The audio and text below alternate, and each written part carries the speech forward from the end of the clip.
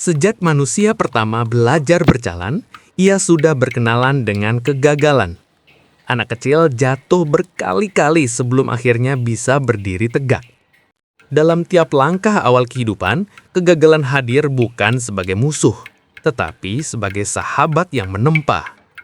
Namun, begitu kita dewasa, kegagalan sering dipandang sebagai aib, tanda kelemahan, atau bukti bahwa kita tidak cukup layak. Pandangan itu menurut filsafat Stoa lahir dari kesalahpahaman terhadap kodrat hidup. Stoikisme mengajarkan bahwa dunia bergerak menurut hukum kosmos yang tidak bisa kita kendalikan sepenuhnya. Apa yang disebut keberhasilan dan kegagalan hanyalah hasil dari banyak faktor. Usaha kita, kondisi tubuh, kesempatan yang datang, dan kehendak alam semesta. Maka, seorang bijak tidak menolak kegagalan. Ia menerimanya dengan hati lapang sebagaimana ia menerima keberhasilan. Yang penting bukanlah hasil akhirnya, melainkan bagaimana jiwa merespons. Dari sinilah kita bisa melihat bahwa kegagalan alih-alih menghancurkan, justru membentuk. Ia menundukkan kesombongan, mengajarkan kerendahan hati, dan membuat kita lebih mampu menghargai sesama yang juga sedang berjuang. Kegagalan dalam perspektif Stoik. 1. Dikotomi kendali. Epictetus, seorang filsuf Stoik, membuka ajarannya dengan prinsip sederhana. Ada hal-hal yang berada dalam kendali kita, dan ada hal-hal yang berada di luar kendali kita. Yang berada dalam kendali kita hanyalah pikiran, penilaian, dan sikap batin kita. Hasil akhir, apakah kita berhasil atau gagal, tidak sepenuhnya berada dalam genggaman kita. Jika kita gagal, itu bukan berarti hidup salah arah. Itu hanya berarti bahwa dunia berjalan sesuai dengan logikanya sendiri. Tugas kita hanyalah berusaha sebaik mungkin, lalu menerima apapun hasilnya dengan lapang dada. Dengan memahami ini, kita tidak lagi membenci kegagalan, melainkan memandangnya sebagai salah satu kemungkinan yang sah dalam hidup. 2. Alam semesta sebagai guru. Stoikisme memandang alam semesta atau kosmos sebagai suatu keteraturan rasional. Apa yang tampak sebagai kebetulan atau kemalangan bagi kita, sejatinya adalah bagian dari tatanan yang lebih besar. Maka, kegagalan dalam kerangka kosmik bukanlah kesalahan, melainkan sebuah latihan bagi jiwa. Marcus Aurelius menulis dalam catatannya, "Apapun yang terjadi padamu, telah disusun untukmu sejak awal waktu." Bila demikian, kegagalan adalah bagian dari kurikulum hidup yang telah disiapkan oleh alam semesta. Darinya kita belajar kerendahan hati, pengendalian diri, dan penerimaan. 3. Perbedaan antara gagal dan gagal jiwa. Bagi seorang Stoik, kegagalan eksternal, gagal dalam pekerjaan, gagal dalam mencapai penghargaan, gagal dalam mencapai tujuan duniawi, tidaklah berbahaya bagi jiwa. Yang berbahaya adalah kegagalan internal. Ketika kita kehilangan kendali diri, jatuh ke dalam kemarahan, iri hati, atau putus asa. Seseorang bisa gagal dalam lomba, tetapi tetap menang dalam jiwanya jika ia menghadapi kegagalan itu dengan ketabahan dan kebijaksanaan. Sebaliknya, seseorang bisa berhasil dalam lomba, tetapi kalah dalam jiwanya jika ia terjebak kesombongan dan merendahkan orang lain.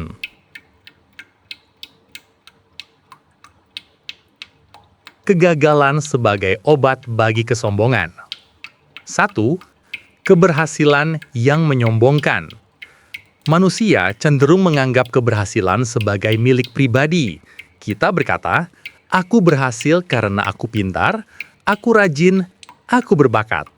Lalu perlahan kita lupa bahwa keberhasilan itu sering bergantung pada hal-hal di luar kendali kita, dukungan orang lain, keadaan tubuh, bahkan sekadar keberuntungan. Kesombongan tumbuh dari lupa diri. Kita merasa seolah lebih tinggi dari orang lain. Padahal, kata Marcus Aurelius, engkau hanya manusia kecil di tengah kosmos yang luas. 2. Kegagalan sebagai cermin. Kegagalan datang untuk menundukkan. Ia menyingkapkan bahwa kita rapuh, terbatas, dan tidak selalu bisa menguasai hasil. Dari sinilah lahir kerendahan hati sejati. Kita belajar berkata, "Aku hanyalah bagian dari keseluruhan.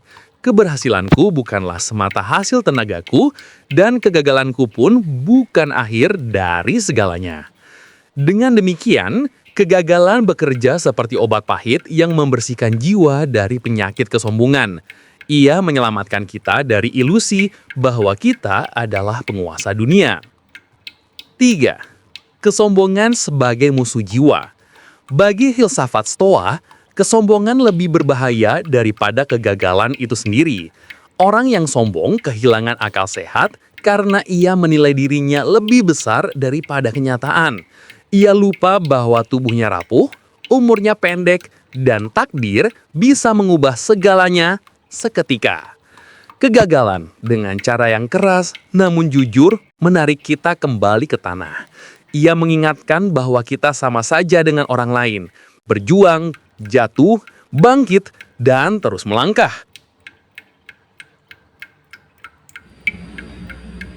Kegagalan dan penghargaan terhadap sesama. 1. Empati lahir dari pengalaman jatuh. Seseorang yang tidak pernah gagal seringkali tidak mengerti penderitaan orang lain. Ia mudah meremehkan, mudah menghakimi, dan cepat mencibir. Namun, begitu ia sendiri jatuh, perspektifnya berubah. Ia tahu betapa beratnya berjuang, betapa sakitnya kalah, betapa sulitnya bangkit lagi. Dari sinilah lahir empati. Dengan mengenal kegagalan, kita menjadi lebih lembut dalam menilai orang lain. Kita belajar menghargai sekecil apapun usaha mereka, sebab kita tahu perjuangan itu nyata. 2. Solidaritas di tengah keterbatasan. Stoikisme mengajarkan bahwa kita semua adalah warga kosmos. Kita semua saudara dalam satu tubuh besar alam semesta. Kegagalan pribadi membuat kita menyadari bahwa kita tidak bisa hidup sendiri. Kita membutuhkan bantuan, dorongan, dan pengertian orang lain. Sebaliknya, orang lain pun membutuhkan hal yang sama dari kita. Maka, kegagalan mengajarkan solidaritas untuk saling menopang, saling menghormati, dan saling menguatkan. 3. Menghargai usaha bukan hanya hasil. Di mata seorang stoik, nilai sejati bukan terletak pada hasil, melainkan pada usaha yang sesuai dengan kebajikan. Apakah seseorang bertindak dengan adil, berani, bijaksana, dan menahan diri?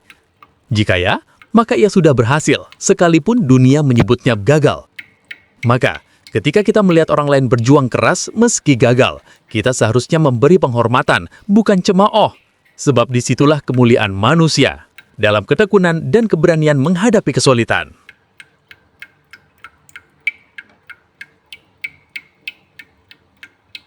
Kegagalan sebagai pendidikan jiwa. 1. Apa yang tidak membunuh, menguatkan jiwa. Filsafat Stoa sering dipandang keras karena menekankan ketabahan. Namun, justru dalam kerasnya itulah terdapat kasih sayang bagi jiwa. Setiap kegagalan, jika diterima dengan sikap benar, menjadi latihan untuk memperkuat karakter. Seperti otot yang menguat karena beban, jiwa pun menguat karena cobaan. Jika kita tidak pernah gagal, kita tidak pernah belajar sabar. Jika kita tidak pernah jatuh, kita tidak pernah belajar bangkit.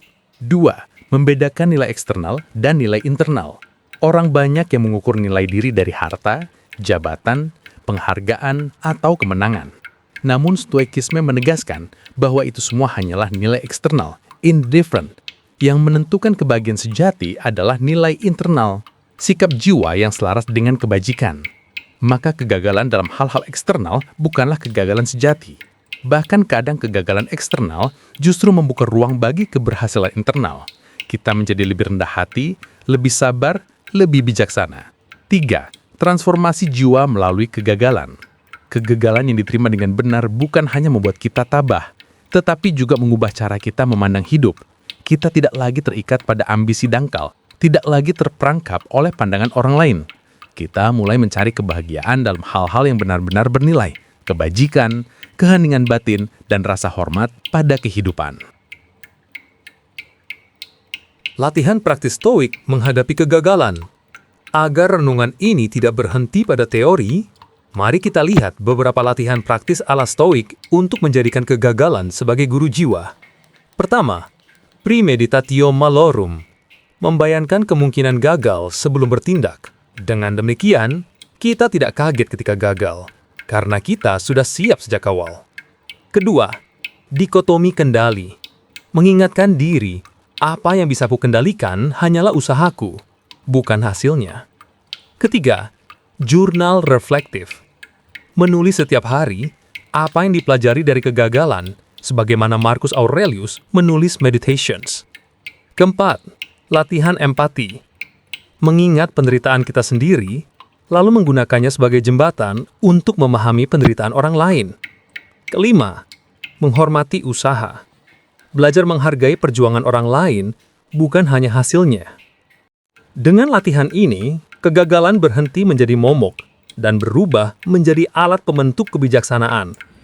Oleh karena itu, kegagalan, jika dipandang dengan mata dangkal, hanyalah luka dan kekecewaan.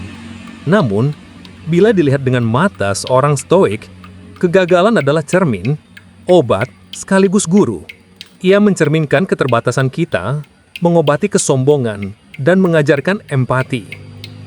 Dari kegagalan, kita belajar bahwa hidup bukan tentang menumpuk kemenangan, melainkan tentang mengasah jiwa.